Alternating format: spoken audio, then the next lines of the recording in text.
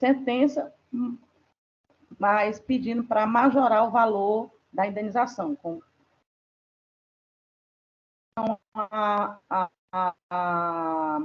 As contrarrazões, nós explicamos que, na verdade, justamente isso, que teria, sim, o plano de saúde, que é a Guanambi Saúde, obrigação contratual de se ter um profissional indicado lá para o atendimento da consumidora e que estava corretamente a sentença, e também pedimos a majoração no recurso de contrarrazões. Eu agradeço, eu não vou vamos dizer, alongar muito, não. Agradeço, bom trabalho. Doutora, por favor.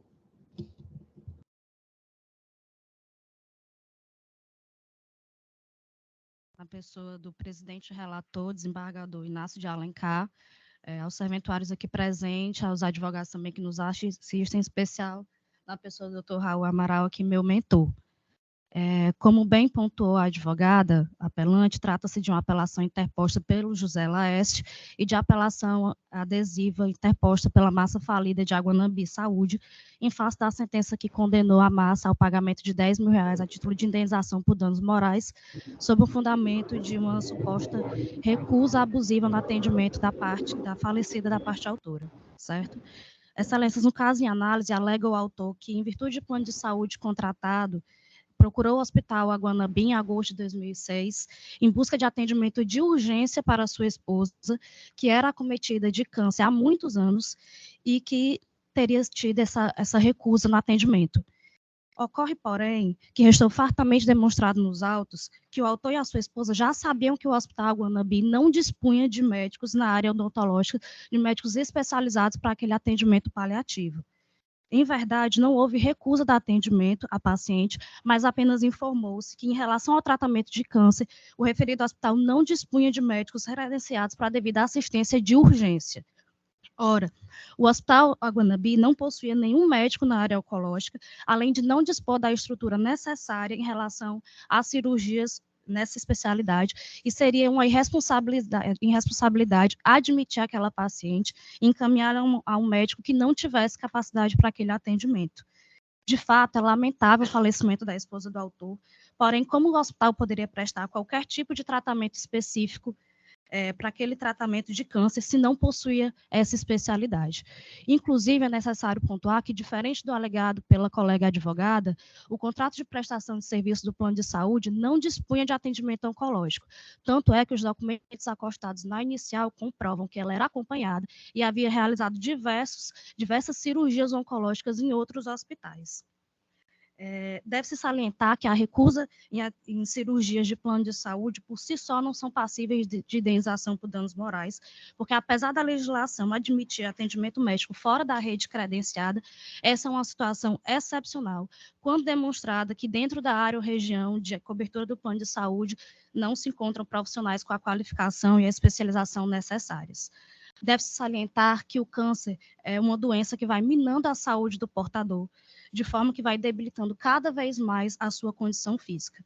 Infelizmente, a paciente já estava num quadro de saúde muito debilitado em razão desse câncer, inclusive poderia ter chegado a falecer antes mesmo de ser atendida pelo Hospital Aguanambi, e, na verdade, ela, inclusive, chegou a falecer na própria Santa Casa de Misericórdia durante o procedimento cirúrgico, que foi o hospital que a atendeu em seguida a ela ter procurado o Hospital Aguanambi. Deve-se considerar também, como consta no relatório do eminente desembargador relator, que o juiz Acol reconheceu a possibilidade de ter havido, inclusive, um erro médico pela equipe da Santa Casa de Misericórdia, concluindo, portanto, que não existe nexo causal direto entre o evento morte e a suposta recusa de atendimento da paciente.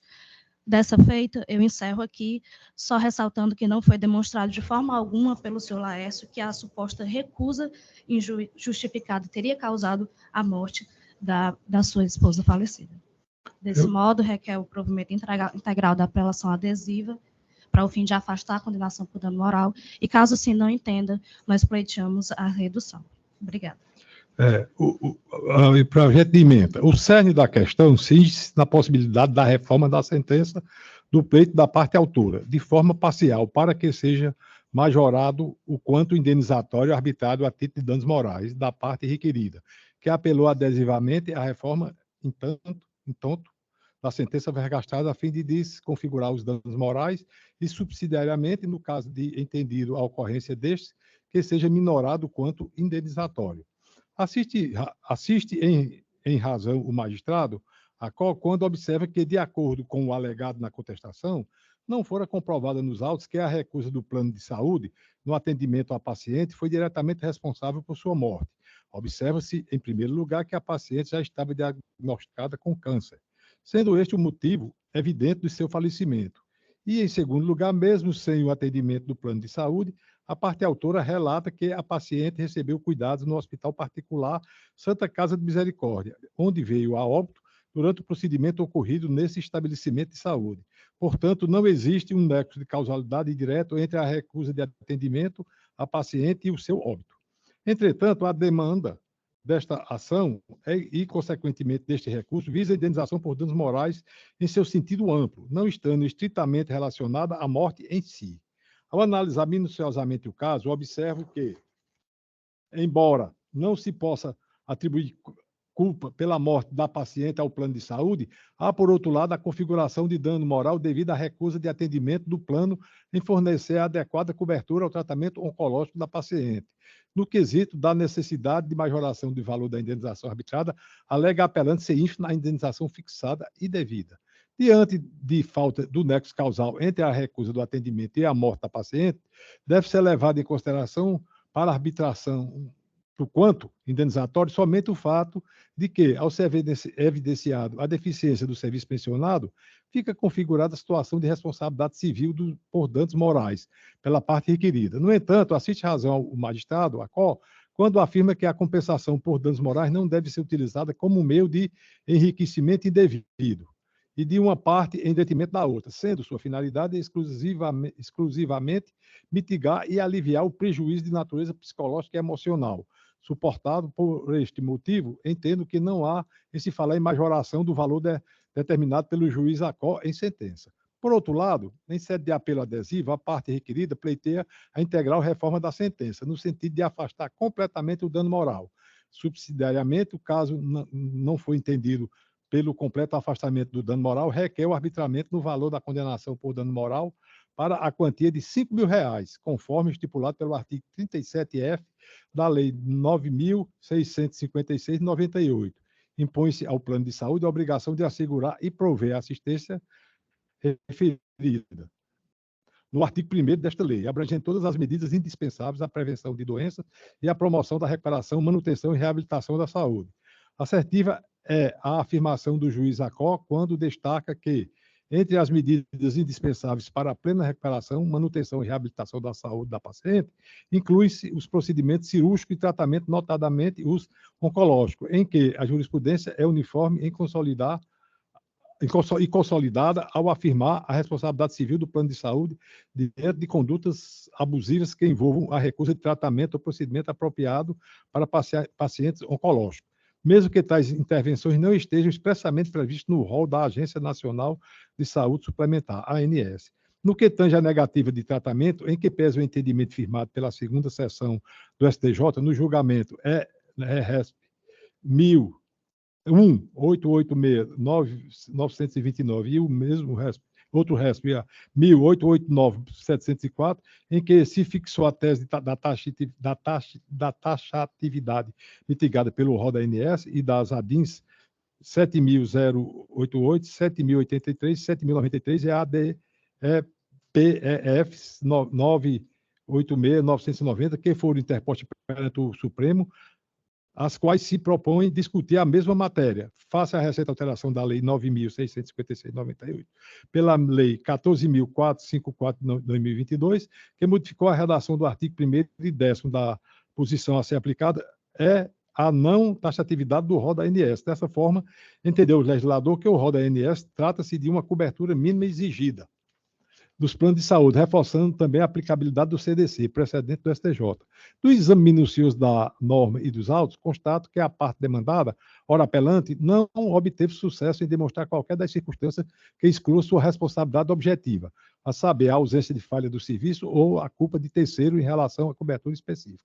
Destaco ainda a obrigação da parte demandada de comprovar tais excludentes, dada a atual inversão do ônus da prova em situações similares, portanto, devido aos danos morais. Entretanto, o arbitramento do valor justo da indenização deve se embasar nas particularidades específicas, no caso em concreto, aliadas ao princípio da razoabilidade e da proporcionalidade, cuja aplicação é respaldada pela doutrina e jurisprudência. Por esta razão, estabeleça a redução do montante indenizatório para a quantia de R$ 5.000, dentro do exposto com esse da apelação e do recurso adesivo para negar provimento a este último e dar parcial provimento ao apelo do requerido, tão somente para reduzir o dano moral para o quanto indenizatório de R$ 5.000, de modo a manter inalteradas as demais disposições da decisão de primeiro grau. É como voto, senhor. É como voto, padres. Como voto o desembargador Carlos? Presidente, eu vou ratificar o voto provisório, vou acompanhar Vossa Excelência, não sem antes elogiar a doutora Vitória, que esteve no meu gabinete, e a sustentação dela mansa e eficaz. Parabéns, viu, doutor? Desembargador Paulo? Presidente, da mesma forma, eu acompanho Vossa Excelência na integralidade. Resultado, a Câmara, unanimidade, conhece do recurso e nega provimento ao recurso adesivo da parte autora e dá-lhe parcial provimento ao apelo da parte requerida. Agora, sim, vamos agora ao anterior, que é do desembargador Paulo, que já foi anunciado. Bom dia, Excelência. Doutor Inácio, o seu microfone está desligado. Vossa Excelência, eu vou conceder a palavra ao desembargador Paulo, que ele vai conduzir com a palavra o relator. Obrigado, presidente. O senhor está me ouvindo bem, Excelência? Estou sim, estamos. Perfeito. Estamos. Doutor Ronelli, né? Ronelli. Prezado, você dispensaria a leitura do relatório? Com certeza, Excelência. Pois fique à vontade para fazer sua sustentação no prazo regulamentar de 15 minutos. Eu queria saudar primeiramente o desembargador Inácio Cortez. Me perdoe, desembargador, pela questão do áudio, deu uma interferência. Queria saudar também o quase conterrâneo aqui de Sobral, doutor Paulo Ayrton Albuquerque, que eu já despachei o processo anteriormente com Vossa Excelência, desembargador Carlos Alberto Mendes Forte, desembargadora Fátima, e o desembargador Everardo Lucena, que na época da OAB fui também colega de bancada, eu era conselheiro suplente lá na época que o desembargador Everardo Lucena era conselheiro. Excelências, esse processo, ele foi muito semelhante, eu assisti a todas as anteriores sustentações, a situação no processo onde o doutor Marcelo Mota estava pleiteando também uma anulação de sentença de piso. Nesse processo, ele é muito específico no seguinte caso. Existia uma empresa chamada Fox Construções, e essa empresa participou de uma licitação com o município de Groaíras, cidade vizinha aqui de Sobral. Essa empresa sublocou o veículo ambulância do meu cliente. Meu cliente trabalha no ramo funerário. Ele tinha uma ambulância que estava sem ser utilizada e a empresa sublocou essa ambulância dele. A responsabilidade de manutenção, de motorista, de combustível, tudo era do município de Groaíras e da empresa Fox Construções. No ano de 2015, após a licitação, ele começou a só receber o valor do aluguel. Em 2016, um motorista que estava a serviço da Prefeitura Municipal de Groaíras, devidamente concursado, foi comprovado nos autos do processo, o senhor Jová Ximenes, avançou a preferencial e provocou um acidente na parte apelada. No curso do processo, eles ingressaram com uma ação em face do meu cliente e em face do motorista. Na primeira audiência, acredito que o doutor Paulo deva ter visto isso, ele pediu para excluir o senhor Jová porque fez um acordo extrajudicial. Meu cliente não havia sequer sido citado. Na contestação, nós alegamos exatamente que o contrato e responsabilidade era da empresa Fox e do município de Groaíras, porém, pasmem, as folhas 287, o juízo antecipa o julgamento do processo, exclui o senhor Jová e encerra a prova. Nós tendo pedido prova pericial, porque foi um acidente, depoimento pessoal da parte autora, toda essa informação, ele sequer adentrou esse mérito. Julgou antecipadamente, determinou o julgamento antecipado, nós entramos com um agravo de instrumento, se insurgindo contra isso, o agravo foi conhecido e não foi conhecido na época, por conta que a sentença entre o período do pedido do agravo, da liminar, que foi indeferida, e o mérito do processo, houve um julgamento de mérito no primeiro grau. E aí não foi conhecido por perda da eficiência. Nós apelamos ao tribunal agora, justamente batendo na mesma tecla. Queremos que tenha audiência de instrução, queremos a perícia. Nós nos propusemos desde o início. E o magistrado passou por cima de todos esses requerimentos da parte acionada. E aí, assim, eu já trago até um entendimento até do STJ em relação à súmula 132, que fazendo uma análise bem teratológica sobre a jurisprudência da súmula 132, é no seguinte sentido: a ausência de registro da transferência não implica a responsabilidade do antigo proprietário por dano resultante de acidente que envolva veículo alienado. O nosso veículo não estava alienado, mas estava sublocado para uma empresa e para um município de Groaíras. Então, ou seja, se eu interpretar extensivamente essa súmula, ou seja, ela calha perfeitamente na situação do meu cliente. Então, é nessa situação que eu peço a anulação da sentença de piso para que o processo volte ao status quo pré-sentença e que tenha a instrução processual devida. É como peço a Vossa Excelência e parabenizo a disponibilidade, desembargador Inácio, de fazer essa audiência, essa sustentação por videoconferência, que ajuda muito o advogado do interior do Ceará. Muito obrigado. Obrigado, presidente. Parabenizo ao ilustre advogado. E eu vou aqui pela proposta de emenda, que tem 14 itens. 3 delas são exatamente preliminares, mas eu vou apresentar as 3 individualmente, quando Vossa Excelência, desembargadora Fátima, desembargador Everardo fosse pronunciar, pode ou não divergir da questão da preliminar. Primeiro, preliminar de ofensa ao princípio da dialeticidade recursal afastada. Da análise da peça recursal, é possível aferir que, depois de narrar resumidamente os fatos, a parte recorrente refuta os fundamentos da sentença e declina as razões pelas quais pretende vê-la reformada. Portanto, atendeu às regras do artigo 1010, inciso 2º e 3º do CPC. Segundo, preliminar de ilegitimidade passiva afastada.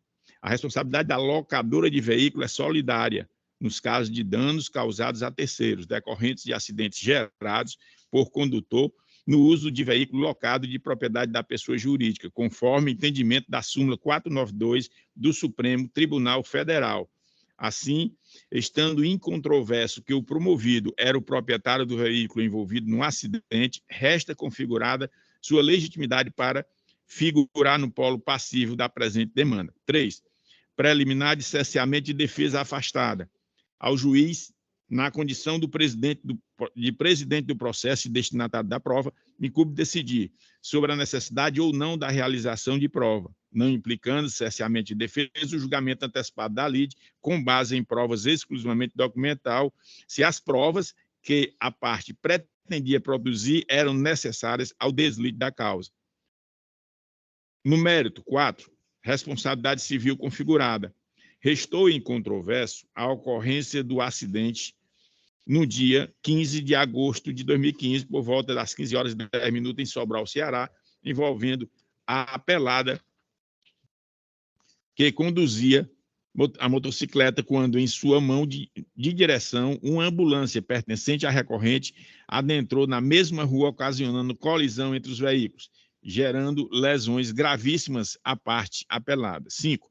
O acidente causado por um veículo alugado pode ser considerado como relação de consumo, e a vítima, em caso tal, é consumidor por equiparação, o que faz a empresa locadora do veículo responder pelo fato do serviço, independentemente de culpa.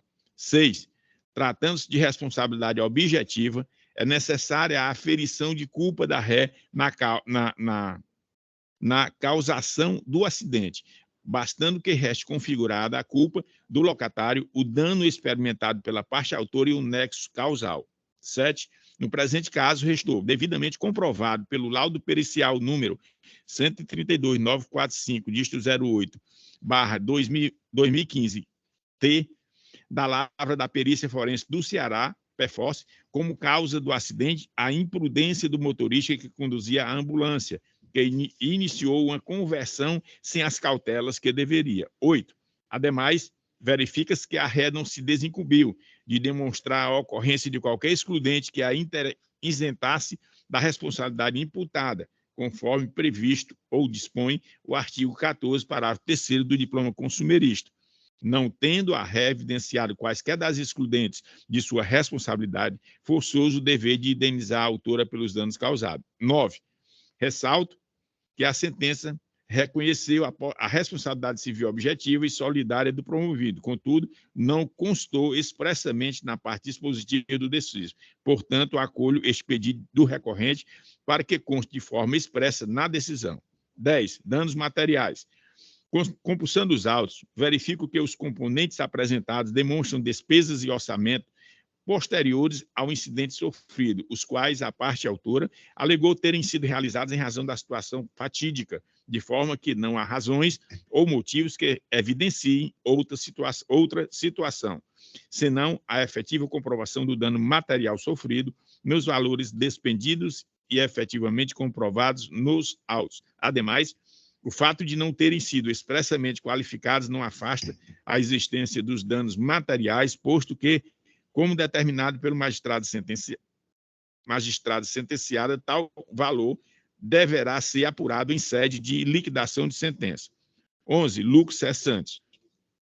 Em causa, restou demonstrado, por meio da CTPS, apresentada às folhas 29, que a autora Milena Pinto Saraiva recebia remuneração de R$ 803 mensais pelo trabalho desempenhado, valor um pouco superior ao salário mínimo então vigente à época do acidente, de 2015, que era R$ 788.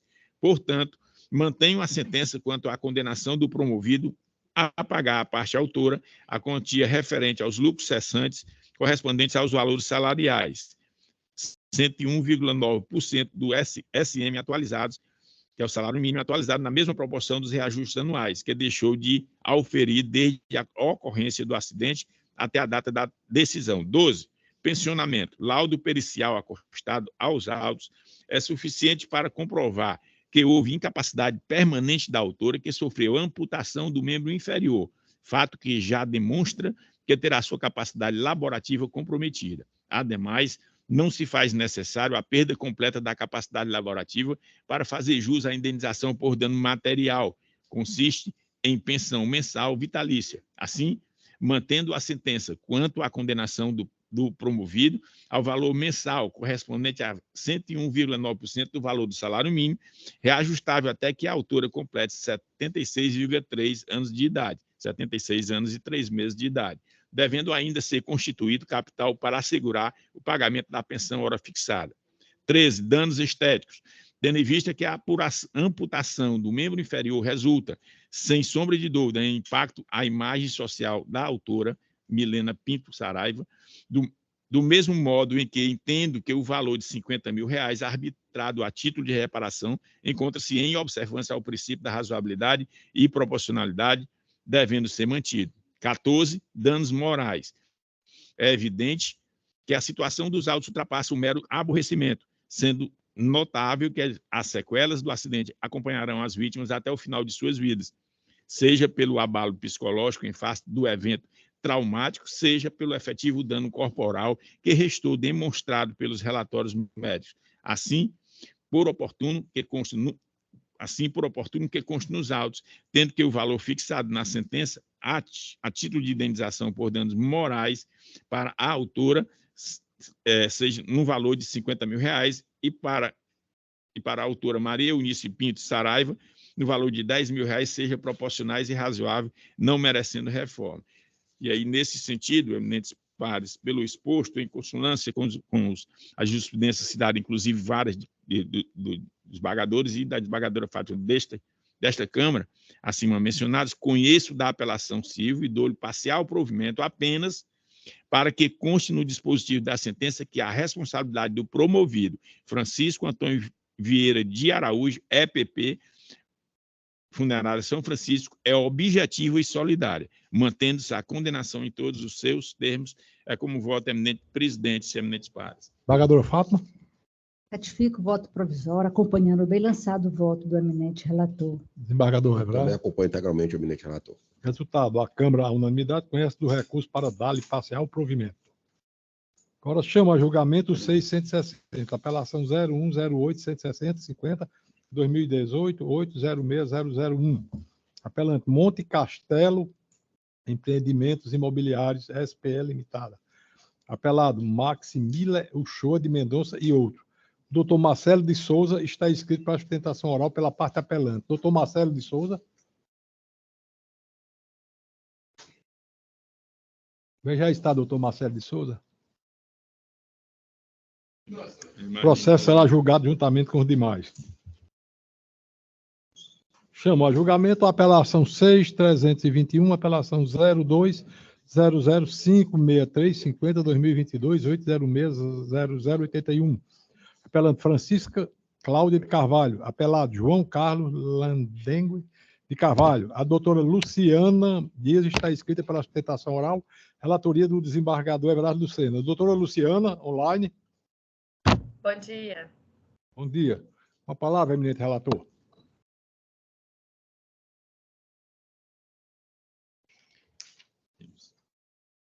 É o 0200, né?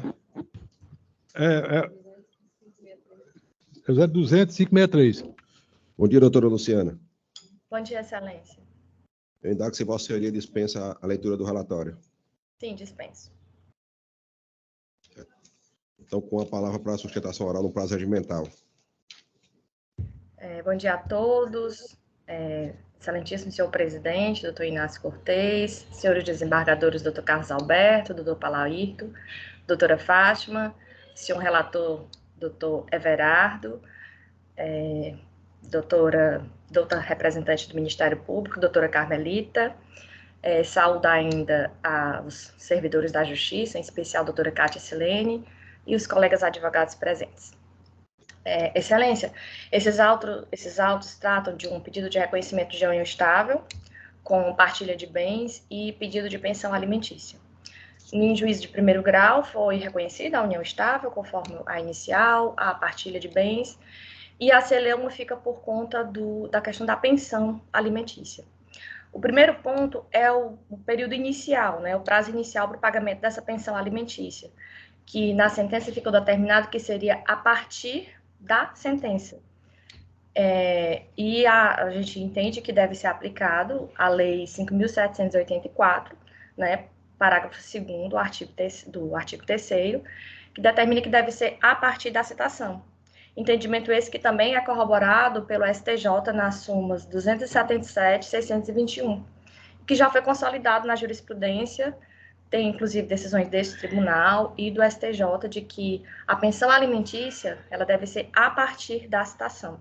Esse é o primeiro ponto. O segundo ponto é o valor da pensão. Foi pedido o valor de um salário mínimo e o juiz concedeu meio salário mínimo, R$ 660. Numa comparação bem rasa, excelência, esse valor é o valor mínimo do Bolsa Família no nosso país. Valor que é concedido a pessoas em extrema miserabilidade, pessoas abaixo da linha da pobreza. E a senhora Cláudia, a apelante, quando ela vivia com o senhor Jean, ela era comerciante, numa cidade pequena, né, grande, uma cidade do interior, e tinha esse status de comerciante, né, ficou comprovado nos autos que ela ficava no comércio, enquanto ele fazia a compra e a venda, entrega dos produtos. Então, você imagina a dona Fátima, a dona Cláudia, que vivia como comerciante, né, tinha essa vida, esse status social, e da noite para o dia se viu abaixo da linha da pobreza, em situação de miserabilidade, por causa do valor da pensão. Pela documentação que foi juntada, os extratos bancários do senhor João Carlos, a gente tem uma renda mensal média dele no ano de 2021 média de 8.282. Só pelos extratos bancários juntados. Fora o rendimento que ele tinha na movimentação, dinheiro em espécie, porque era até a maior movimentação dele era em espécie. No ano de 2022, que foi o ano da separação, a renda mensal, só conforme a movimentação bancária do senhor João, foi no valor de R$ 5.455. Então, determinar para a senhora Cláudia, que trabalhou com ele durante 10 anos, que construiu com ele um patrimônio, que estabilizou ele nessa condição de comerciante, o valor de meio salário mínimo, é negar ela o seu direito básico. Porque a dona Cláudia, conforme comprovado nos autos, inclusive atestado na sentença, ela era uma pessoa ativa, ela fazia parte do mercado de trabalho, ela tinha carteira assinada, e ela saiu do mercado de trabalho para conviver com o seu João, que já tinha um comércio, e eles foram trabalhar juntos. E durante esses 10 anos da união estável, eles só trabalharam juntos. Ela numa parte, né, no comércio físico, e ele fazendo a compra do material e fazendo as entregas. E esse rendimento era o rendimento da família. Era assim que a família vivia, o seu João e a dona Cláudia, porque eram só eles dois. Eles viviam com esses valores, né, nessa renda mensal entre 5 e 8 mil. E a partir do momento da separação, foi imposto à dona Cláudia que ela não tinha nenhum direito, né? A partilha ainda está em andamento, ele ficou na posse durante o ano que ficou a análise do processo, ele ficou na posse de todos os bens, a dona Cláudia sem nenhum rendimento, apenas após um ano, foi determinada essa pensão para ela no valor de meio salário mínimo. Então, Excelência, a dona Cláudia vive à custa de esmola, ela vive pedindo Pix na internet, faz rifa para sobreviver, porque ela tinha um rendimento estável, que era esse rendimento do comércio, e da noite para o dia ela se viu sem. Ela não tem casa, ela não tem emprego, porque ela trabalhava com o marido, e ela sequer tem capacidade de trabalhar. Na folha 152 dos autos, consta que 2 meses após a separação, a dona Cláudia precisou passar por uma cirurgia de esterectomia. Ela teve um sangramento, passou por uma anemia e foi descoberto um mioma.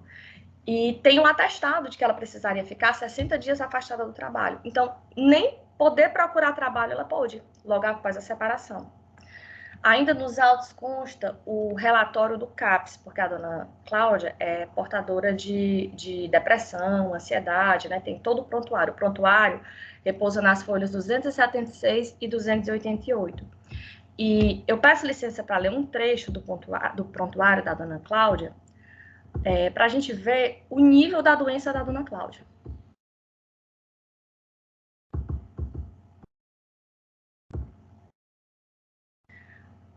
Nas folhas 283, que é o período mais recente, né, do prontuário dela,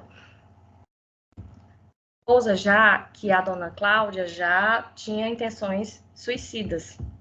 Então, enquanto ela ainda estava com o seu João Carlos, enquanto eles ainda moravam juntos, ela já tinha intenções suicidas. Na folha 283, ele diz: Cláudia comparece ao CAPES, reservando que a paciente tem intenções suicidas. Isso foi no dia 18 de fevereiro de 2021. E o prontuário dela segue. Ainda no dia...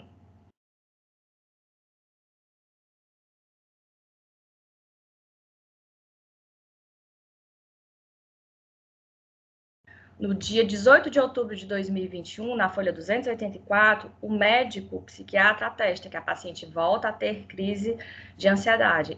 Ela ainda estava junto com o senhor João nessa época. E segue com os medicamentos, com os tratamentos. No dia 21 de junho de 2022, próxima à data da separação, que eles se separaram dia 30, foi o dia que a dona Cláudia saiu, a terapeuta ocupacional e a enfermeira atestam novamente que ela tem intenções suicidas, as crises de ansiedade. Então, quando a dona Cláudia se separou do seu João Carlos, ela estava em crise de ansiedade, inclusive com intenções suicidas. Uma pessoa absolutamente incapacitada para o trabalho.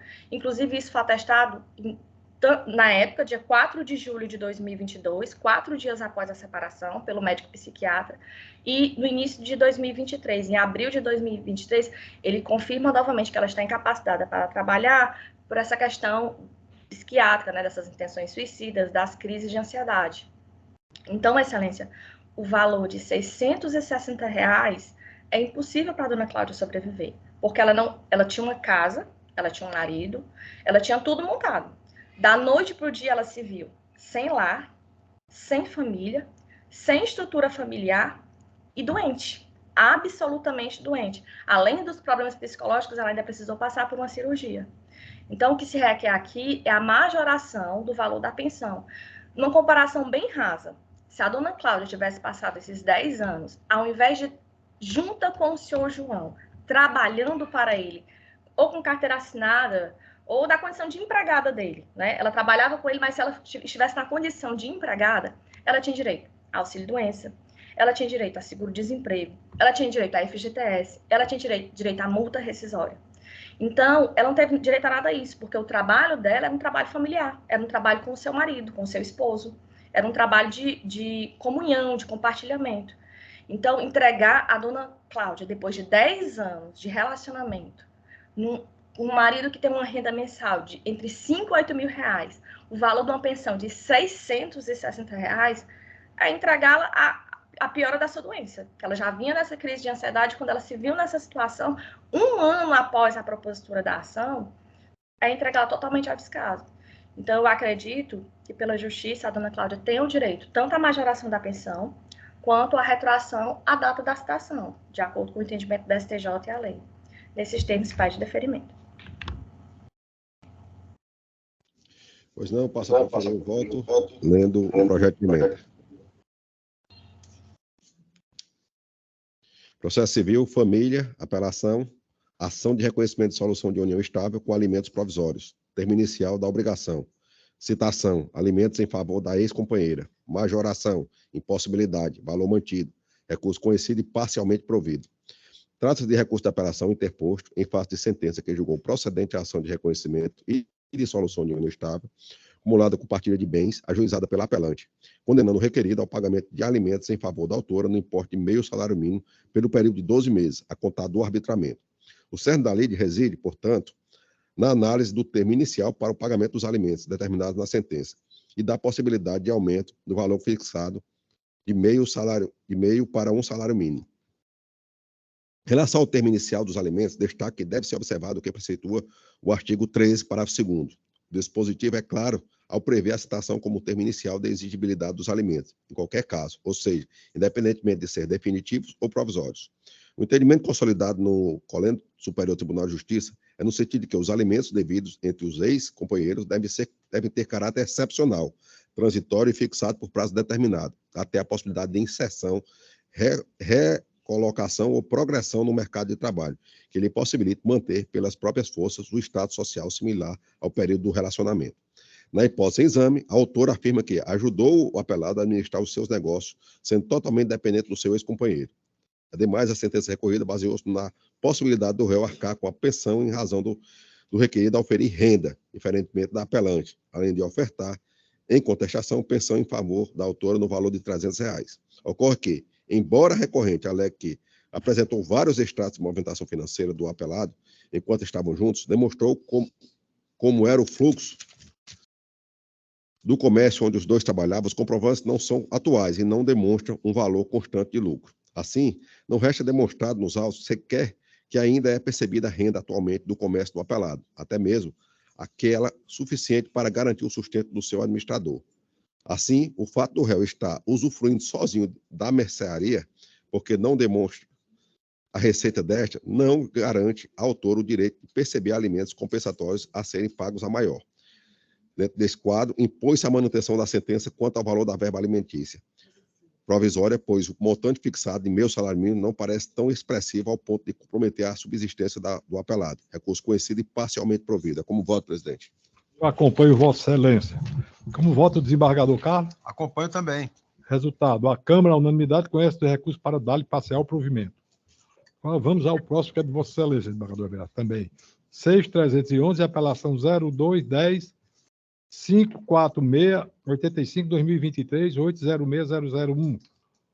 Apelante Micheline Martins Muniz, apelada. Companhia de Água e Esgoto do Ceará, CAGES. O doutor Rafael Ferreira está inscrito para sustentação oral pela parte apelante. Doutor Rafael Ferreira, vai mais fora, Cid. Não veio, né?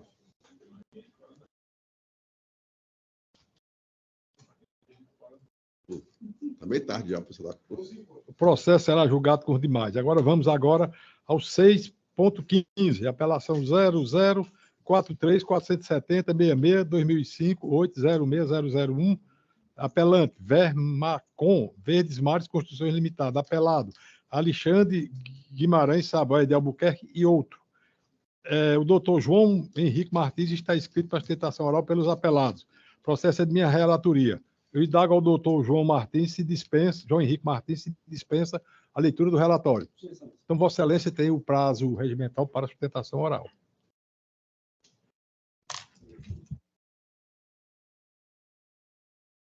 Senhor presidente, desembargador Inácio, quem saúda os demais componentes desse colegiado, eu serei breve nas minhas palavras. Trata-se de uma ação promovida pela Vermacom solicitando a rescisão contratual em decorrência de inadimplência por parte dos promovidos. Todavia, essa inadimplência, conforme ficou apresentado, ela decorreu de uma mudança na condição do contrato feita de forma unilateral pela construtora, havendo também a questão de capitalização de juros, aplicação de um índice divergente e, inclusive, a não incidência no valor do sinal pago do valor que teria sido dado pelos apelados e que não foi levado em consideração pela construtora. Apesar das argumentações apresentadas, adveio a sentença de mérito, reconhecendo a rescisão contratual, inclusive reconheceu a questão dos valores que foram pagos pelas partes, pelos apelados, quanto à questão de sinal, a título de sinal, né? Agora, o que causou estranheza é que houve um deferimento em favor da parte promovente, da parte apelante, de aluguéis mensais pela ocupação do imóvel, pedido esse que não estava constando na petição inicial, né? Então, houve o deferimento também da multa somente no limite de 10%. Eles recorrem solicitando a majoração dessa multa e solicitando o período de locação pela ocupação do imóvel. Pois bem, quanto à questão da multa, ela, pelo menos pelo que eu já analisei, ela está seguindo o entendimento da Corte Superior, onde se estabelece 10% do que foi pago no decorrer contratual. Agora, em relação à situação da majoração da condenação referente aos aluguéis pelo período de ocupação, os apelados trouxeram, inclusive em suas contradições recursais, que no entendimento deles, posto que seria até uma causa, a questão do julgamento extra petita seria uma possibilidade de verificação até de ofício pelo magistrado, até mesmo pelo colegiado, né? Que nas folhas 17 e 18 dos autos, não há, em momento algum, qualquer pretensão à tutela ou obtenção de direito à indenização a título de lucros cessantes, principalmente tomar por base valores de aluguéis que, porventura, pudesse ter auferido como lucro no período que teriam estado promovidos na posse do imóvel. Esse pedido não consta na inicial. Então, inclusive, há um requerimento feito pelas partes apeladas de que venha a ser reconhecido o julgamento extra petita e anulada a sentença nesse ponto. Volto a dizer, como há esse equívoco no julgamento, seria passível até de verificação de ofício por este colegiado.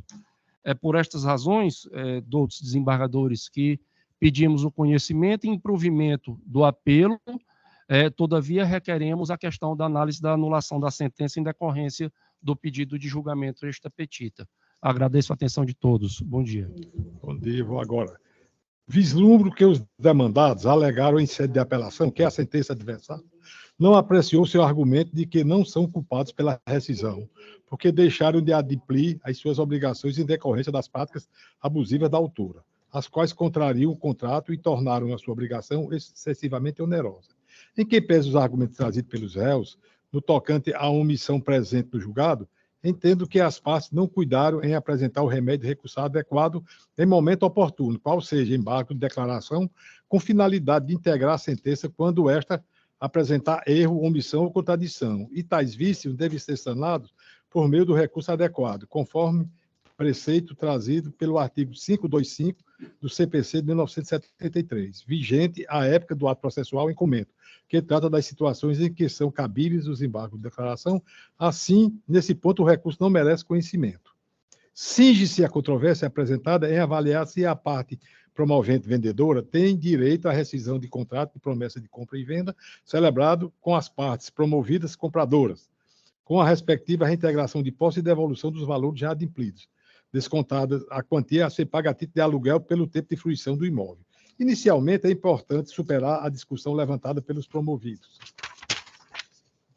relativamente à ausência de validade da notificação judicial que repousa as folhas 179 e 186, notadamente porque esta ocorreu por hora certa e em razão da especificação de valores divergentes, dos quais deveriam ser cobrados. Quanto ao argumento da invalidade da notificação, porque esse ato ocorreu por hora certa, vislumbra que não deve prosperar, uma vez que, embora essa modalidade de certificação tenha ocorrido inicialmente, folhas 225, as folhas 232, 233, ficou demonstrado a notificação dos réus por intermédio de oficial de justiça. Já no tocante à divergência dos valores contidos na notificação judicial, entablado, em relação à real importância devida, entendo que esse fator não invalida essa manifestação no caso em comento, por expressar a importância contratualmente prevista, bem como por ser a notificação judicial um procedimento de jurisdição voluntária, cujo escopo é tão somente cientificar formalmente uma pretensão sem qualquer juízo valorativo.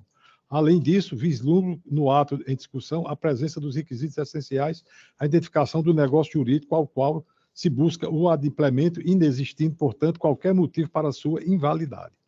É fato incontroverso que os postulados deixaram de adimplir as obrigações financeiras que assumiram em relação ao negócio jurídico em comento, conforme foi admitido em sede de contestação. Consoante previsão contratual, folhas 35 e 36, configurada a inadimplência, havendo a notificação judicial ou extrajudicial dos devedores para apurar a mora e persistindo essa situação, há imediata rescisão do contrato, com a consequente reintegração na posse, conforme causa quinta. Em análise ao caso concreto, constata-se que inexiste culpa por parte da empresa imobiliária quanto à rescisão contratual, mas sim dos promitentes compradores ao descumprir com suas obrigações contratuais em razão pela qual deve subsistir o capítulo da sentença que declara a rescisão do contrato de compra e venda celebrada entre as partes litigantes.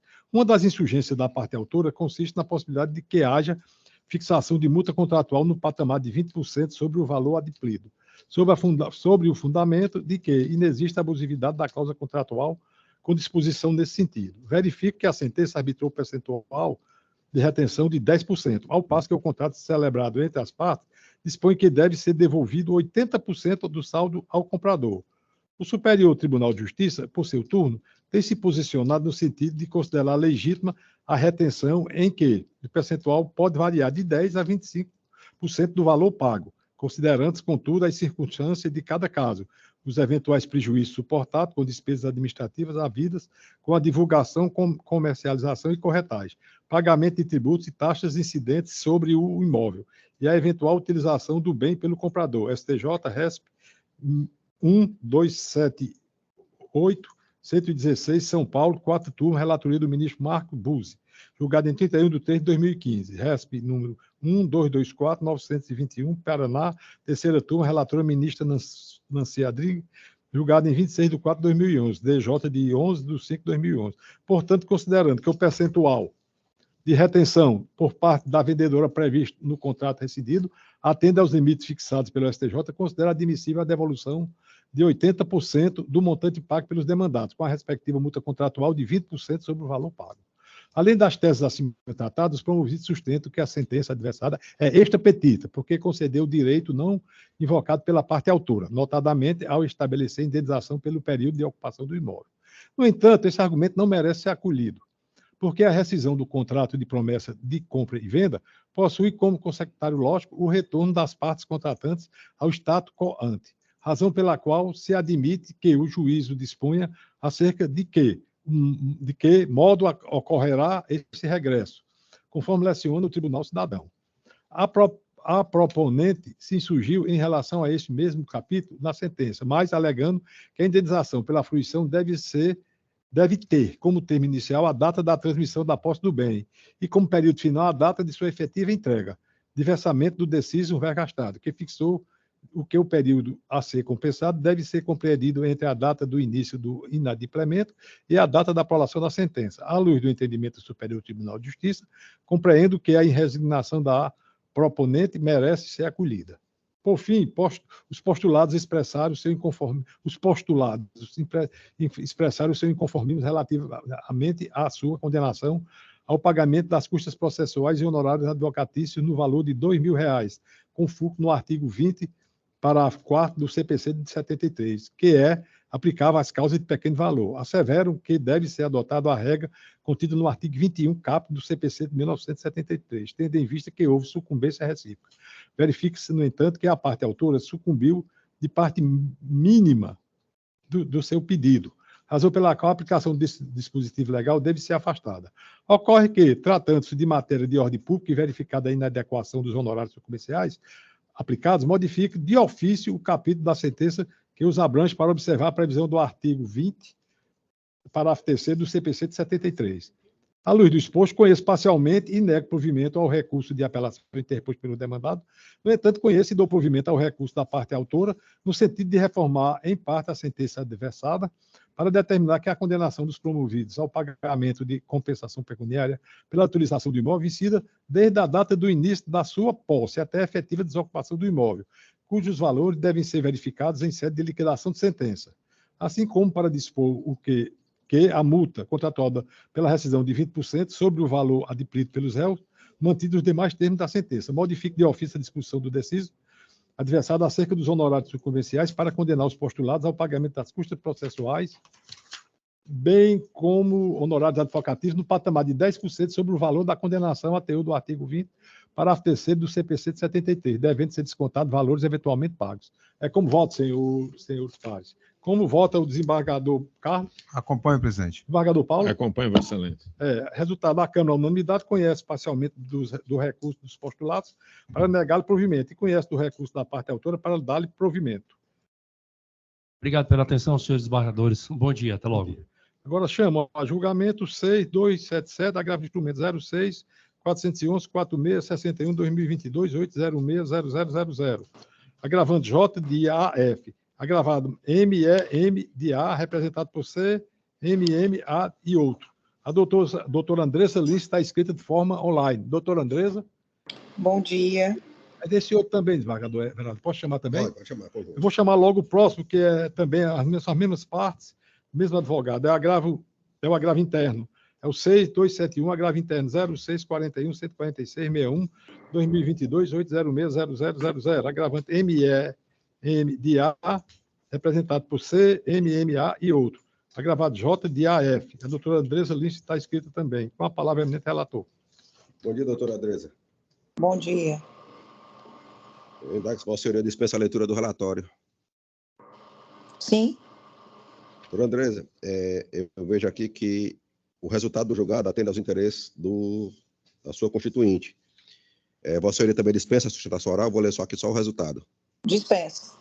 Pronto. Agravo de instrumento e agravo interno, apreciação conjunta, cumprimento provisório de sentença, alimentos provisórios, decisão que exclui os filhos maiores do alimentante da ação pioneira, com manutenção do valor da verba alimentar, alteração subjetiva da lei que não implica minoração da verba alimentar, alimentos fixados em caráter intuito família, verba destinada à manutenção do núcleo familiar, impossibilidade da sua redução proporcional, variação da possibilidade financeira do alimentante, não demonstração de alteração, preservação do entendimento firmado em sede de recurso instrumental anterior, que avaliou de forma extensiva as condições econômicas do ora agravante, agravo de instrumento conhecido e desprovido, agravo interno prejudicado. Como voto, presidente? Acompanhe Vossa Excelência. Desembargador Carlos? Também acompanhamos os processos. Como agravo de instrumento, que é o primeiro, A Câmara, na unanimidade, conhece do recurso e nega-lhe provimento. No agravo interno, a Câmara, na unanimidade, acordou em julgar o recurso prejudicado. Chamo a julgamento agora a apelação 0036.427.13.2015, 8060071. Apelante apelado, FP. Apelante apelado, GBI. O desembargador Paulo Ayrton é o relator e o doutor Yarlis Macedo está inscrito para a sustentação oral. Estava de forma online, mas é me comunicado que ele está aqui. Com a palavra, doutor Yarlis. É o senhor? Hã? Aqui está o doutor Yarlis. Foi publicado? Então, Vossa Excelência, com a palavra. Vereador Paulo, conduz. Pois não, presidente. Obrigado. Ele tem procuração nos autos, não estou?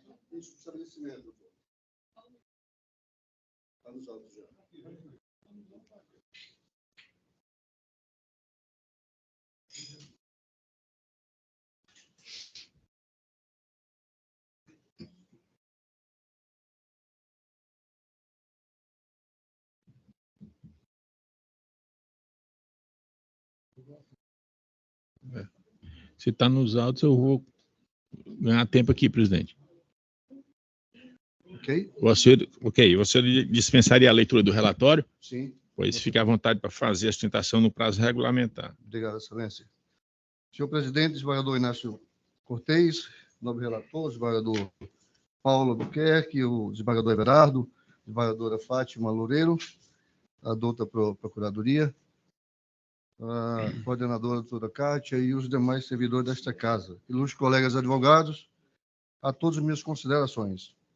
Excelência, serei muito breve nas palavras, porque a querela é das mais simples, não é complexa. Entretanto, tem grande relevância por conta do lixamento moral de um líder religioso, que é a pessoa do apelante. Antes, porém, de adentrar ao mérito da querela, farei uma curta citação da advertência feita por Iago e Otelo na obra de Shakespeare, que a boa fama para o homem, senhor, como para a mulher, é a joia da mais valor que possui. Quem furta a minha bolsa me desfalca de um pouco de dinheiro. É alguma coisa e é nada. Assim como era meu, passa a ser de outro, após ter sido de 1000 outros. Mas o que me subtrai o meu bom nome, defrauda-me de um bem que a ele não enriquece, e a mim me torna totalmente pobre. Tratação de indenização por dano morais intentada pelo Fernando Panico, que tramitou na 2ª Vara Civil do Crato. No ano de 2015, Excelências, o então bispo da Diocese do Crato, Dom Fernando Panico, no exercício legal de suas atribuições, desencadeou uma verdadeira guerra jurídica para recuperar terrenos que foram surrupiados da igreja. E o modus operandi dos usurpadores era o uso de documentos fraudulentos.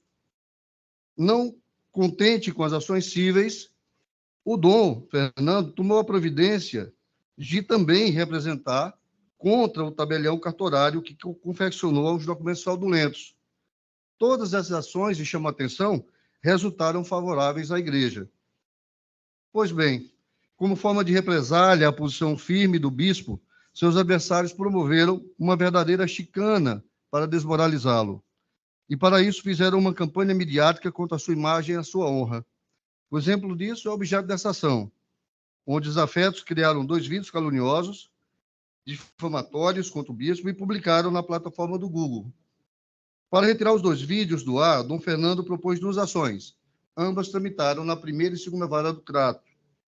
Nas 2 ações foi obtido liminar, determinando a retirada de cada vídeo da plataforma do prazo de até 24 horas. Eu chamo a atenção dos senhores para isso, sob pena de multa, mas o prazo estabelecido foi de 24 horas. Na liminar do eminente juiz de piso, ele determinou a seguinte situação. E peço vênia para só transcrever aqui parte do julgado, da liminar que foi concedida. O autor exposto, concedo a liminar pretendida, inaudita altera par, para determinar que a empresa requerida Google, Brasil Internet Limitada, retire de sua base de divulgação os vídeos postados no canal Romero Católico, indicado na inicial, especialmente os links, e aí ele destaca os links. A multa que foi aplicada ao Google foi de R$ 1.000, multa diária, pelo descumprimento de não cumprir até o prazo de 24 horas, fato que, infelizmente, não ocorreu. A Google passou muito mais do que esse prazo para retirar esses vídeos. Pois bem, o apelado, o Google, foi notificado e não retirou o vídeo da plataforma no prazo estabelecido, na decisão judicial. Somente na sua contestação de folhas 132 a 143 dos autos, a empresa informou que retirou os vídeos da plataforma sem precisar a data que teria retirado. Demonstrou claramente que não cumpriu o prazo de 24 horas determinado. O descaso do apelado com a Justiça, Excelências, revelou seu sentimento de impunidade, pois em 2019 confessou em petição nos autos que descumpriu a ordem judicial, quando afirmou que precisava de dados mais específicos para remover o conteúdo difamatório contra o bispo. Ora, a liminar foi concedida no ano de 2015, ou seja, passados 4 anos, a empresa nem sabia se havia ou não removido o conteúdo de sua plataforma. Portanto, o descaso foi total e absoluto. Essa petição está hospedada nas folhas 163, 164 autos. E peço vênia para citar a parte que importa. Abro aspas. Denota-se, portanto, que as questões necessárias para a resolução da presente demanda são unicamente de direito, devendo ser destacada a ausência de responsabilidade civil dos provedores de aplicações. Peço especial atenção de Vossa Excelência para esse trecho da petição do Google, bem como da necessidade de indicação de URL, que é um localizador da plataforma, específica para eventual remoção. Fecho aspas. Ou seja, o próprio Google não soube explicar ou provar quando retirou os vídeos de sua plataforma. O que mais choca e é o descaso do maior site de busca da internet com o particular. Mas, em especial, Excelência, o desdém com a justiça. É que o próprio preposto da empresa confessou na audiência de instrução que o Google, de fato, demorou demasiadamente para retirar os 2 vídeos da plataforma. Além disso, 2 testemunhas compromissadas, ouvidas em juízo, confirmaram essa versão, o senhor Natanael e Armando Lopes. Diante dessa confissão do preposto, da empresa, da prova oral, evidentemente o juízo da 2ª Vara Civil do Crato julgou a ação procedente, condenando a empresa em danos morais no valor de R$30 mil. E aí peço aos senhores a descrição do juiz, que foi muito feliz na sua sentença, quando ele afirma o seguinte: para fixação do montante, leva-se em conta as condições pessoais do ofendido, que trata-se de pessoa cuja imagem é primordial para o exercício do seu ministério religioso, a potencialidade do dano, que no caso transcende a informação ao território local, ganhando o mundo e a capacidade financeira da ré, grande empresa do ramo, se não a maior do mundo. Um fato que chama a atenção, senhores, é que antes da sentença, 3 réus do processo procuraram Dom Fernando e pactuaram um acordo extrajudicial amigável, que foi prontamente homologada pelo juízo de piso. Entretanto, a ação seguiu sem seu curso normal contra o Google, que se recusou a fazer a todo tempo acordo. A empresa, convenientemente, quando apelou, usou desse argumento de que o acordo feito com os outros réus deveria lhe beneficiar, o que teria retirado os vídeos da plataforma. Dom Fernando também apelou pedindo a majoração dos danos morais, tendo em vista que a empresa não cumpriu a ordem judicial de retirada dos 2 vídeos da plataforma, ou seja, demorou demasiadamente para cumprir a ordem judicial. O que redundou isso? E esse é o ponto nodal do dano sofrido pelo Dom Fernando. Cada dia que os vídeos ficaram postados, eram visualizados por milhares e milhares de pessoas, aumentando exponencialmente sua propagação e, consequentemente, causando mais estrago à honra da vítima. Não existe qualquer dúvida, desembargadores, da presença dos requisitos para a responsabilização civil do apelado. Sua conduta, quer por ação, quer por omissão, causou um dano irreparável e o nexo de causalidade está subejamente presente. A empresa deve suportar o ônus de sua responsabilidade e ser compelida por essa egressa corte a cumprir as decisões judiciais e evitar, inclusive, que situações como esta firam de morte a reputação e honra de outras possíveis vítimas, que poderá ser qualquer um de nós, inclusive. Eu agradeço a atenção dos senhores e peço e afirmo que a honra e a boa fama do apelante Dom Fernando Panico, que foram vilipendiadas, jamais serão repostas na sua integralidade, mesmo com a reparação por meio de uma singela indenização financeira. Cabe ao Poder Judiciário dar devida resposta ao desrespeito do cumprimento de uma ordem judicial e responsabilizar a empresa com a majoração da condenação como forma de exemplo para prevenir comportamentos futuros do ofensor contra potenciais vítimas. Pelo exposto, requeremos dos outros julgadores que seja negado o provimento ao recurso do lucro e que seja acolhido o recurso do Dom Fernando para a majoração dos danos morais como forma de contemplar a melhor justiça. Desejo um bom trabalho a todos. Obrigado. Eu vou apresentar só pela ementa Caixa Alta. Eu estou mantendo a decisão de primeiro grau com relação à indenização do valor de R$30 mil, eu acho prudente. Com relação à postulação do Google, eu estou negando provimento e negando provimento do autor com relação à majoração. Processo civil, direito digital, apelação, ação de reparação por danos morais, provedor de internet que descumpriu o prazo constante de ordem judicial, aplicabilidade da Lei 12.965/2014, Marco Civil da Internet. O perdão do autor aos terceiros causadores do dano não repercute em favor do provedor de aplicação. Quanto indenizatório razoável a reparar o dano fixado dentro dos parâmetros praticados pelos tribunais patos em casos semelhantes, recursos conhecidos e desprovidos de sentença mantida. Como voto, presidente eminentes pares. E aí, como voto, desembargadora Fátima? Acompanhando o eminente relator, senhor presidente. Desembargador Lucena? Também acompanho integralmente o relator. Resultado da Câmara unanimidade, conhece do recurso e nega-lhe provimento. Obrigado a todos. Agora vamos ao 6.135, apelação 00.509.36.29.2020, 806.01.17, apelante Companhia Energética do Ceará, Enel, apelada Alana Chagas Moreira. A doutora Valdívia Furtado está escrita de sustentação oral. Doutora Valdívia, desembargador Carlos, Vossa Excelência é o relator. Tudo bem. Doutora Valdívia está presente na sala? Estou presente. Doutora Valdívia, a senhora... Estou presente. Muito bem. A senhora dispensa a leitura do relatório? Sim, doutor. Muito bem. Dispenso. A senhora representa aqui a apelada Alana Chagas, correto?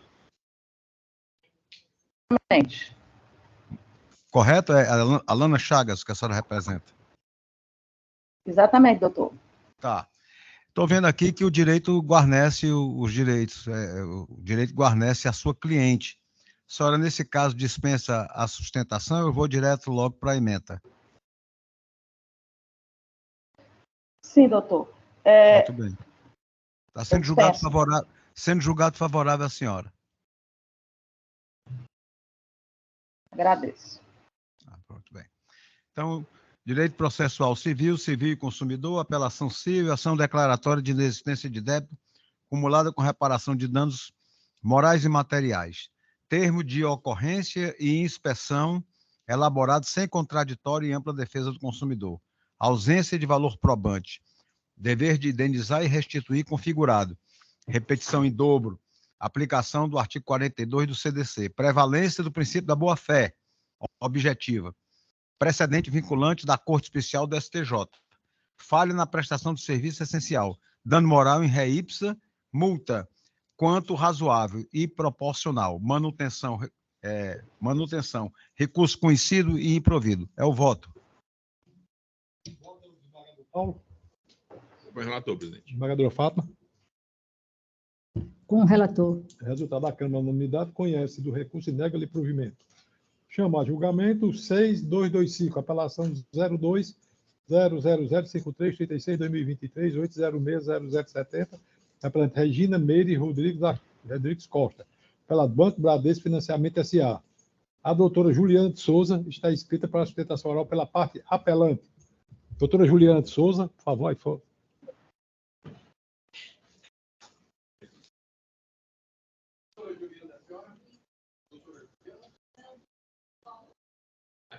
É a última. Dos moicanos. Você será julgado juntamente com os demais. É uma moicana. Agora chamo a julgamento 6.18, apelação 0186-753-93-2018-806-001. Apelante Nossa Moto Limitada, apelado Banco do Brasil S.A. Doutora Débora Vieira, está escrita pela parte apelante. É processo de minha relatoria. Doutora Débora, a senhora dispensa o relatório? Eu também aqui estou dando provimento ao recurso. Dispensa também a sustentação oral? Então, eu vou ler aqui a caixa alta. Processo civil, direito civil, processo civil, ação de ressarcimento por valores pagos indevidamente, recurso de apelação preliminar de ausência de intimação, despacho para fins de especificação de provas a produzir, ausência dos advogados da parte autora no expediente intimatório, nulidade configurada. Decisão de mérito que beneficia quem declarou a nulidade, artigo 282, parágrafo 2º do CPC. Primazia do mérito, prazo prescricional, enriquecimento sem causa, contexto fato, contrato celebrado entre as partes. Existência de causa jurídica, não aplicação do prazo trienal previsto no artigo 206, parágrafo 3º, 4º e 5º do Código Civil. Descabimento do artigo 27 do CDC. Ausência de acidente de consumo. Questão que envolve responsabilidade contratual. Aplicação do prazo geral de 10 anos. Artigo 205 do Código Civil. Precedente do STJ. Sentença reformada. Recurso conhecido e provido. Como vota o desembargador Carlos? Eu acompanho o voto. Desembargador Paulo? Presidente. Pronto. A Câmara Unanimidade conhece o recurso para dar-lhe provimento. Chamo a julgamento a apelação 02 37 132 62 2023 806001. Apelante José Carlos de Mendonça Lira. Apelado Banco Itaú Consignado S.A. Doutora Gisélia Dantas está escrito para sustentação oral. A palavra é do relator. Bom dia, doutora Gisélia. Bom dia, excelência. Dá que se Vossa Senhoria dispensa a leitura do relatório. Dispensa. Estou com a palavra para a sustentação oral. Obrigada. Bom dia, quase boa tarde para Vossas Excelências. Tempinho sem aparecer por aqui. O pessoal do Itaú acho que está com raiva de mim. Excelência, eu vou ser breve aqui nesse aspecto referente a este contratos, na verdade, em que a parte autora alega não ter realizado a contratação. Foram 9 contratos realizados pela parte autora, onde foram juntados todos os contratos, bem como os TEDs, aos autos, e esse contrato ele foi realizado com a assinatura a rogo de um dos filhos da parte autora. A parte autora tem 2 filhos, e o senhor Antônio Saraiva de Lira foi o que assinou a maior parte das contratações realizadas pela parte autora, excelências.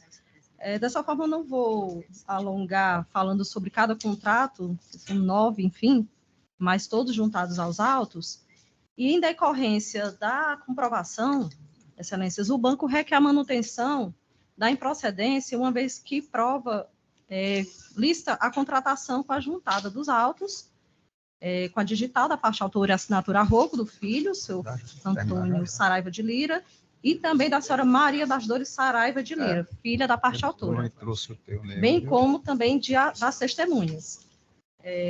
Dessa forma, não havendo indícios de fraude. Então, requeremos, excelências, a manutenção pela improcedência da ação. Obrigada. Passar a proferir o voto aqui pela caixa alta da emenda. Apelação civil, direito processual civil, consumidor, ação declaratória de nulidade de contrato, acumulado com repetição de débito e indenização por danos morais, descontos na conta bancária da parte autora, empréstimo consignado, contrato acostado aos autos, réplica com pedido de prova pericial, julgamento antecipado da lide, ausência de saneamento do feito, necessidade de decisão fundamentada sobre as provas requeridas e prévia anúncio do julgamento antecipado do feito, violação dos princípios da ampla defesa contraditória devido ao processo legal, necessidade de dilação probatória, cerceamento de defesa configurado, recurso conhecido e provido, sentença anulada. Como voto, presidente? Eu acompanho Vossa Excelência. Também acompanho. Também acompanho. Resultado. A Câmara Unanimidade conhece o recurso para dar provimento. Caso anulando a sentença. A Câmara Unanimidade conhece do recurso para dar provimento, no caso anulando a sentença. O próximo é da senhora também. Sim. Apelação 6.128, apelação 000038978-2018-8060141. Apelante Banco Itaú Consignado S.A. Apelado Raimundo Gomes Feitosa. O embargador Carlos é o relator e a senhora está inscrita para sustentação oral. Doutora Gisélia, tudo bem? Tudo bem, excelência. Muito bem. Doutora Gisélia, Eu vou perguntar logo os dois. Dispensa a leitura do relatório e a sustentação, porque o negócio aqui está a seu favor. Tá ótimo.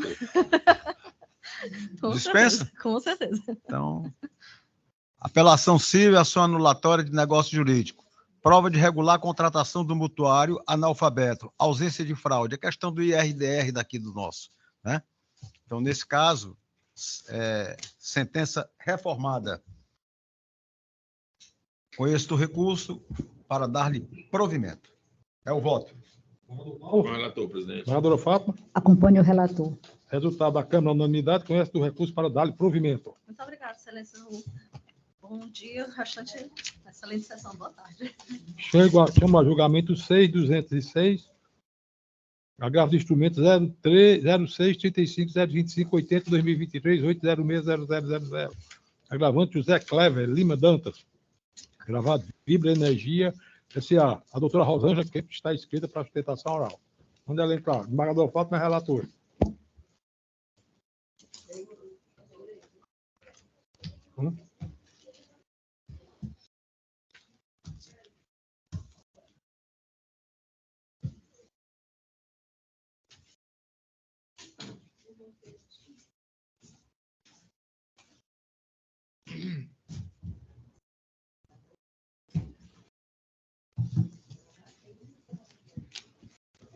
Boa tarde, doutora Rosângela.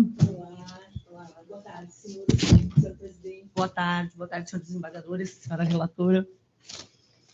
A senhora dispensa a leitura do relatório? Sim, eu dispenso a leitura. Agora com a palavra para a sua sustentação oral. Desculpa, eu estou correndo para dentro da minha filha. Senhores, o processo original se trata de uma execução de título extrajudicial movido pela Petrobras em face da empresa JC Comércio de Distribuição de Combustível e do agravante como co-obrigado como fiador. A empresa JC se refere ao posto Maluaga, que fica ali na entrada do Beach Park. O meu cliente, o agravante, ele foi proprietário desse posto durante 2 anos, de 2004 a 2006 apenas. Ele vendeu esse posto em 2006. Nesse período que ele era, nesses 2 anos que ele foi proprietário, ele era o co-obrigado no pagamento dos combustíveis. Em 2006 ele vendeu, a pessoa que adquiriu assinou uma carta de fiança e se tornou co-obrigada. 18 anos depois, ele descobriu que tinha um dinheiro dele bloqueado em razão desse processo. 18 anos depois, ele tinha vendido o posto de gasolina, ele descobriu que havia um valor bloqueado, certo? Esse valor bloqueado é de R$15 mil, muito abaixo dos 40 salários mínimos que são impenhoráveis, certo? A única economia que ele tem, a única. Ele teve o dinheiro bloqueado, ele teve o dinheiro bloqueado, ele recebeu um precatório do pai dele, ele não tinha dinheiro nenhum, ele recebeu um precatório do pai dele falecido, pagou umas contas e reservou esses R$15 mil. Teve o dinheiro bloqueado sem nem ser citado do processo, ele não sabia que esse processo existia, descobriu na hora do bloqueio. Eu pedi a liberação e o juiz de primeiro grau entendeu que era razoável manter 30% do valor bloqueado. E manteve R$4 mil e poucos, R$4.600 bloqueado. No meu entender, violou frontalmente a impenhorabilidade dos 40 salários mínimos, porque são só R$15 mil. Hoje, bloqueados são menos R$5 mil. Ele é uma pessoa que tem 67 anos de idade e vive da aposentadoria do INSS. Esse é o único dinheiro que ele tem. Toma medicamento de forma contínua, inclusive. A responsabilidade dele sobre essa dívida está sendo discutida em primeiro grau, porque ele não era mais proprietário do posto há 18 anos. Ele não tinha mais responsabilidade sobre esses pagamentos. O que eu estou pedindo aqui? A liberação desse dinheiro, porque viola realmente os 40 salários mínimos impenhoráveis. E aí, o restante do mérito, a gente vai continuar discutindo em primeiro grau. O valor que ele tinha de R$15 mil estava aplicado numa aplicação financeira. Nós temos um entendimento pacificado no tribunal, no Superior Tribunal de Justiça, inclusive isso já consta do informativo 554, que os 40 salários mínimos são impenhoráveis, independente do tipo da aplicação que eles estejam, inclusive até se estiver em conta corrente. Isso é dignidade da pessoa humana. Hoje ele está com 67 anos, sem dinheiro nem para comprar medicamentos, e ele não é o responsável por essa dívida. O posto não era mais dele, há 18 anos. Tudo absolutamente comprovado nos autos. Inclusive a aposentadoria dele, que é de R$ 4.100, não cobre os custos da vida dele. Que mora de aluguel, que paga condomínio, que paga plano de saúde, que toma remédio de forma contínua. E o juiz entendeu que reter 30% do valor era justificável. E eu volto a repetir, eram só o total R$ 15.000, muito abaixo dos 40 salários mínimos impenhoráveis. Então, o que eu peço aos senhores nesse momento? Eu preciso da liberação desse dinheiro para a dignidade dele, ele precisa viver. E lá, em primeiro grau, a gente continua discutindo a responsabilidade dele, sim ou não, em cima dessa dívida. Que hoje a Petrobras cobra do posto Mauaga, que já passou, depois dele, por 4 proprietários. Ele vendeu para um, que vendeu para o segundo, que vendeu para o terceiro, e acabaram cobrando dele a dívida. O meu pedido é só que se respeite os 40 salários mínimos impenhoráveis. E que ele precisa desse valor para a sobrevivência dele. O restante a gente continua discutindo em primeiro grau. Inclusive, os valores foram bloqueados sem nem ele ter sido citado do processo. Ele nem sabia que isso existia. Só descobriu quando foi retirar o dinheiro no banco e não conseguiu. É isso, excelências. É só esse o meu pedido. Desembargadora Fátima, com a palavra. Senhor presidente, eu estou vendo aqui uma certa inconsistência. Vou pedir para deixar para a próxima sessão. Retirar de mesa. Ok, deferido. Agradeço os senhores. Boa tarde a todos. Boa tarde. Próxima sessão. Agora, o processo com voto vista, é o desembargador do caso aberto, só está na próxima, né? Na próxima, presidente. Fica para a próxima sessão o voto vista do processo 0222-505-24-2021-806-001. Processo retirado de mesa. Minha relatoria. São justamente o agravo interno 0633833349-2022, 8060050.000 e o agravo de instrumento 063383349-2022, 80600. É aqueles famosos que o menino foi convocado. Certo. O Jaime. Aqui, o desembargador Paulo está impedido, o desembargador só tem 2 aqui, tem que trazer o outro. Carlos Alberto Forte, 6.80, agravo de instrumento 0631-076-48-2023-806-0000. 694, apelação civil 0240-483-48-2020, 806-001. 697, apelação civil 0212-941-50-2023, 806-001. Desembargadora Maria de Fátima. 6.210, apelação civil 020-1192-54-2022, 806-0071.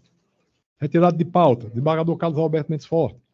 6.70, embargo de declaração civil 06-39-859-63-2022, 806-0050.000. Grave de instrumento 0624-338-78-2022, 806-0000. Apelação civil 0036-956-40-2014, 806-0112.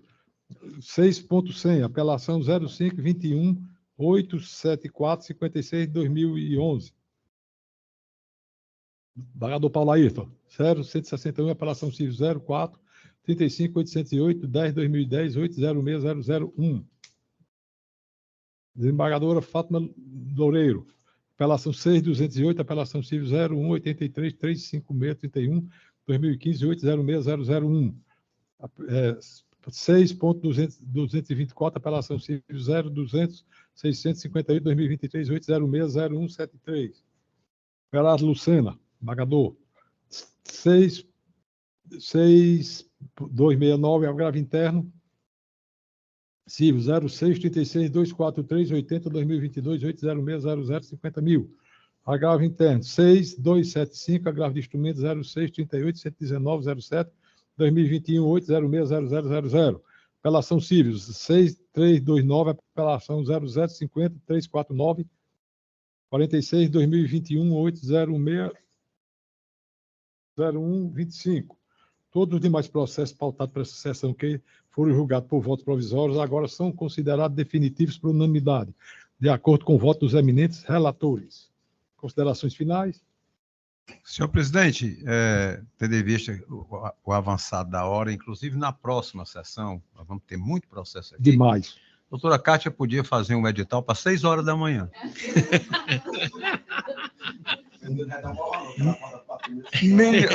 Não, o Inácio vai ordenhar o gado, depois ele vem para cá direto já. E aí a gente vai ter muito pouca gente aqui. Presidente, a desejar para todos um restante de dia maravilhoso. Pagador Paulo. Presidente, parabenizá-lo mais uma vez pela condução dos trabalhos e desejar para todos nós um ótimo final aí de semana. Pagadora Fátima. Igualmente, parabenizar Vossa Excelência pela condução dos trabalhos. É sempre um prazer estar aqui com Vossa Excelência e os meus eminentes pares, porque eu nutro profunda admiração, respeito e carinho. E também, nesse momento, cumprimentar a doutora procuradora, minha querida amiga, doutora Carmelita, que me encheu de alegria hoje com a sua presença virtual nessa sessão. Espero em breve poder lhe dar um abraço, doutora. Bagador Everardo. Estou feliz em estar aqui nessa Câmara, principalmente agora que chegam esses desembargadores tão competentes, tão bacana, que eu venho acompanhando nos processos e tudo mais. E o desembargador Carlos Alberto também, que eu estava com muita saudade.